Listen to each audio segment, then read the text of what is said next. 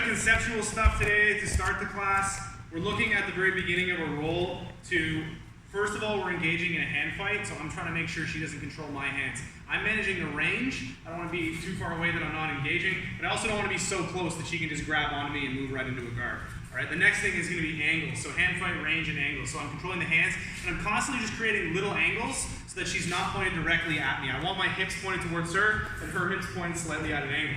Now, in the process of the hand fight, I'm looking to break her posture. So I attack posture, and what does that do? Either she doesn't defend, and I can push her head down and move around, or she goes to defend. That brings one of her hands away from her feet. I'm able to change my level and pick up her foot and start controlling for the pass. Just close it.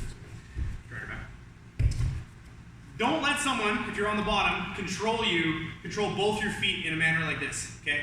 If she A-beaters and kicks the leg free, I can control one foot pretty effectively with two hands, and the only way she can really break that is by pushing with her other leg. When she goes to push, I'm just going to switch to the other foot, all right?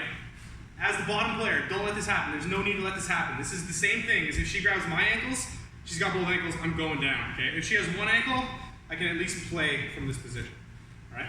So once we get them to their back and we're controlling one foot, I'm looking to use mostly the lever to her hip, which is going to be her foot in this case, and angles to start passing. So I start moving this lever out of the way, all right? And I just create a greater angle. An angle meaning I'm not like dead on, our hips are not facing each other. I'm moving, so now I'm facing her, her hips are pointed away. I start moving her hips out of the way, she creates a new frame or some kind of, she creates a frame and she tries to change her angle. So she tries to get her hips back to facing me. Okay, her hips are somewhat facing me in an inverted position, but now they're all the way facing me. Create an angle, move these levers out of the way, change this frame into a lever. And then we're finishing the pass by using some kind of a wedge mechanic. So right here, I just drop my shin into this space and wedge that inside of her knee-elbow connection. I could use my hand as an incline plane to finish a pass, using wedges to finish the pass. Really basic knee cut. That's what we finished up with a little bit of repetition here. Here. Really basic idea for the knee cut.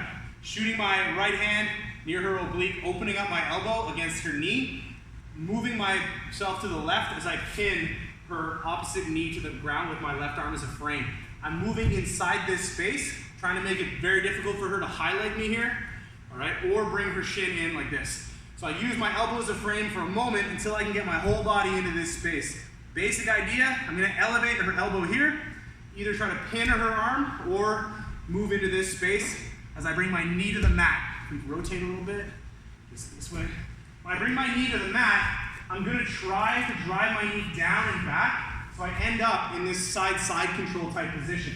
If I don't do that, if I slide my knee through here, there are other options, but this gives me crap base. If she sits up and like I'm not aware of this coming, I might not have the base behind me, right?